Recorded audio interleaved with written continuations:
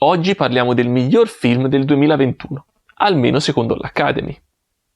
Per me non è stato semplice pensare a questa recensione, perché non vi nascondo fin da subito la mia enorme disapprovazione per i premi che questa pellicola ha ricevuto. Ma d'altro canto, non sarebbe nemmeno giusto parlare di Coda accostandolo esclusivamente agli Oscar e agli altri film che erano in concorso. Alla fine ho deciso di analizzare prima il film per quello che è, nel modo più oggettivo possibile, e poi fare delle brevi considerazioni sulla cerimonia tenutasi il 27 marzo. Mettiamo subito una cosa in chiaro. Coda è un buon film, non eccezionale, ma un buon film, che tenta, più o meno riuscendoci, di portare su schermo le difficoltà che le persone sordomute devono affrontare nella quotidianità. Protagonista della pellicola è Ruby Rossi, interpretata da Emilia Jones, unico membro udente di una famiglia sordomuta. Il film vuole mostrarti le difficoltà di questa ragazza nel dover aiutare costantemente sia i genitori che il fratello maggiore a comunicare con il resto del mondo, e ti rappresenta nelle varie situazioni che si susseguono quali sono i problemi che una persona con quel tipo di disabilità potrebbe incontrare ogni giorno in mancanza di un interprete. A rimarcare la ferma volontà di sensibilizzare su questo argomento è stata anche la scelta degli attori, tutti davvero sordomuti. Coda riesce abbastanza nel suo intento, pur mantenendo il suo focus per la maggior parte del tempo su Ruby e sulle conseguenze sulla sua vita sociale che le portano il dover sempre aiutare i genitori, soprattutto sul lavoro, e l'essere cresciuta in una famiglia sordomuta, facendo così assumere alla pellicola il più classico degli schemi di un teen drama. Insomma, la storia è veramente banale, ma comunque ben costruita e le scene più significative riescono a commuovere. C'è da dire però che questo Coda è un remake. Il film al quale si ispira è La famiglia Bélier, pellicola francese del 2014 con la quale ha ovviamente moltissime somiglianze, soprattutto nelle sequenze di maggiore spicco, ma riesce comunque a distaccarsene a sufficienza e a risultare, secondo me, un gradino sopra l'originale, a partire dalle ottime prove attoriali, decisamente superiori, fino alla regia che, sebbene sia leggermente migliore, risulta però quasi inesistente. La macchina da presa si limita a mostrarti gli avvenimenti così come sono, senza mai cercare di attribuire uno specifico significato attraverso il come una determinata cosa venga rappresentata su schermo. Il fattore più azzeccato di questo remake sono le modifiche in fase di scrittura che sono state apportate. Secondo me hanno avuto delle intuizioni vincenti, a partire da quella del discostarsi dalla comicità spicciola di alcune sequenze della famiglia Bélier per concentrarsi invece su una rappresentazione più matura. Per parlare più a fondo delle differenze tra questi due film sarò costretto a fare spoiler. Per chi non avesse ancora visto Coda, consiglio di non proseguire con la visione del video, e gli spoiler cominciano tra 3, 2, 1. Perché dico che Coda è migliore della famiglia Bélier? Perché a prescindere da aspetti come recitazione, fotografia, regia, che come detto ho trovato tutti leggermente superiori, nel remake sono riusciti a rappresentare meglio un concetto che nell'originale non era poi così ben inquadrato. Punto focale del film è la spinosa situazione di Ruby, costretta ad aiutare e rimanere costantemente accanto alla famiglia, altrimenti persa a causa dell'incapacità di comunicare con il mondo, cosa che però le impedisce di vivere la propria vita, di allontanarsi da loro per cercare di perseguire i suoi sogni. Nella famiglia Bélier questo imprescindibile bisogno della presenza della ragazza non si avverte, tant'è che in una scena del film, quella dell'intervista, è la stessa famiglia ad allontanarla e a trovare una soluzione alternativa. Invece in Coda ciò si percepisce molto di più, anche a causa del tipo di lavoro. Mentre i Bélier sono allevatori, quindi magari sentire e parlare non è che sia proprio così fondamentale, in Coda abbiamo una famiglia di pescatori, quindi è fondamentale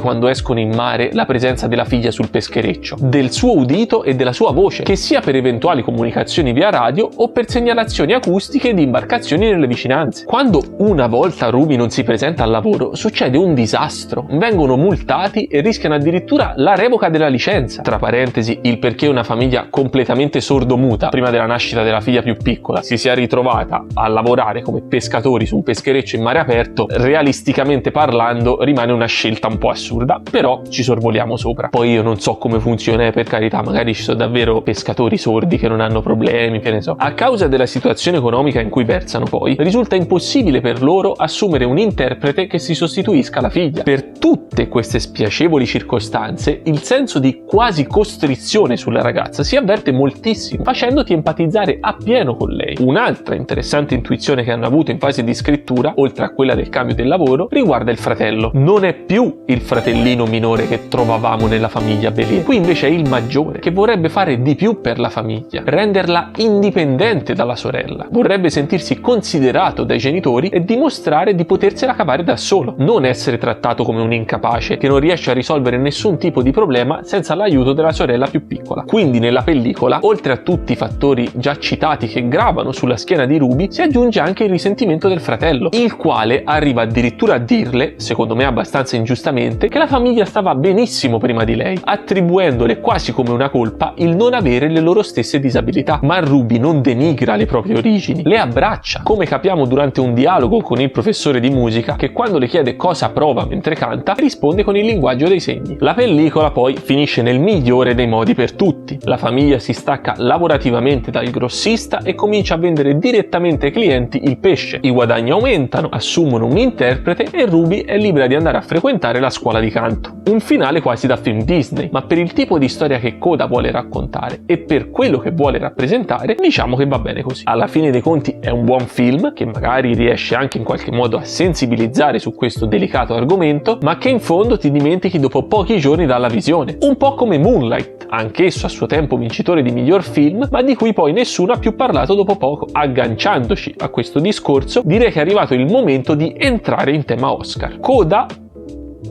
o Coda? Come l'ho detto finora?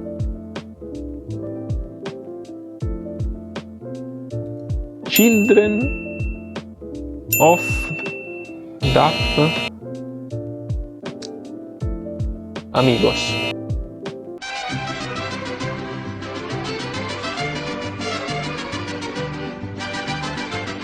Coda era nominato in 3 categorie. Miglior attore non protagonista per Troy Kotsur, il padre di Ruby, miglior sceneggiatura non originale e miglior film. Ha vinto tutti e 3 i premi. Inutile dire che non era assolutamente il miglior film tra quelli in gara. Pellicole come Drive My Car o Il potere del cane, seppur con i suoi difetti, sono infinitamente superiori. Nonostante ciò, Coda ha vinto, perché ancora una volta l'Academy ha preferito premiare il film più inclusivo piuttosto che quello più artisticamente valido. Io non sono totalmente in disaccordo con il pensiero dell'Academy, perché in fondo i film servono anche a questo: rappresentare minoranze, far luce su situazioni spiacevoli che alcuni vivono nella quotidianità, ma di cui molti nemmeno sono a conoscenza. Ma è sufficiente? L'unico criterio sul quale basta puntare è la sensibilizzazione per far sì che la propria pellicola sia addirittura eletta miglior film? Scusate, ma così non ci sto. Si voleva premiare Coda per le sue intenzioni? Benissimo. Direi che la statuetta a Troy Kotsur, seppur immeritata, perché per quanto lui possa essere stato bravo, anche a causa del ruolo banale che aveva, abbiamo assistito a interpretazioni decisamente superiori. Direi che era più che sufficiente, facendo così trionfare anche la sua dedizione nel raccontare la comunità sorda nel mondo dello spettacolo. Era comunque un messaggio molto convincente, perché resta in fondo il primo attore sordo a vincere un Oscar, senza però andare necessariamente a coronare un film così scialbo come il migliore dell'anno. Siamo sinceri, se Coda non fosse stato interpretato da attori sordi, non solo non se lo sarebbero filato di pezza, ma sarebbe anche stato al centro di un'accesa polemica sul perché degli attori senza alcun tipo di disabilità avessero interpretato quei ruoli. Se si può in qualche modo passare sopra al premio di miglior attore non protagonista, una cosa che mi ha completamente fatto uscire di testa è stato il premio per miglior sceneggiatura non originale. Ma stiamo scherzando? È un remake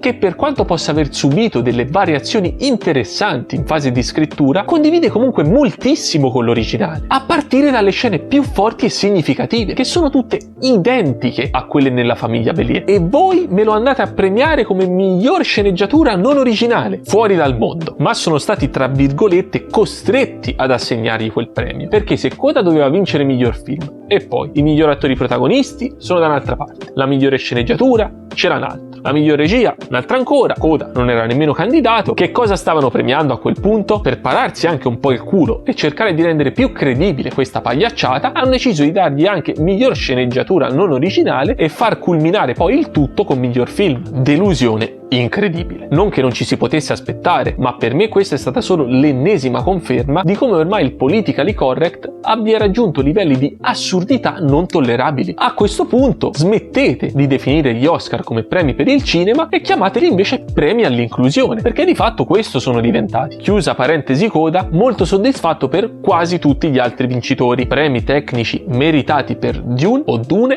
come vi pare, e contentissimo per Drive My Car, che si è aggiudicato miglior film straniero. Secondo me, chi ha visto la mia recensione lo sa, era in assoluto il miglior film in gara. Infatti, credo che si sarebbe meritato molto di più, ma questo è un altro paio di maniche. In fondo, quest'anno hanno deciso di premiare il filmetto che ti guardi una sera sul divano e dopo qualche giorno ti sei già dimenticato. Ma noi che ci possiamo fare? Un altro premio che mi ha fatto abbastanza storcere il naso è stata la miglior sceneggiatura originale a Belfast. Quest'anno le sceneggiature male. Anche qui si sono toccate vette di ridicolo estremamente alte. Bene invece la miglior regia per la Campion, anche se avrei preferito quel premio fosse assegnata da Maguchi, ma comunque ci stava. Non sono poi molto d'accordo con la vittoria di Will Smith. Secondo me meritava di più Cumberbatch, ma quel premio era già stato assegnato da Tem. Su attrice protagonista e non protagonista non mi esprimo perché non ho visto le interpretazioni di tutte le attrici candidate. Questa cerimonia degli Oscar del 2022 è stata probabilmente la più scialba, banale, scontata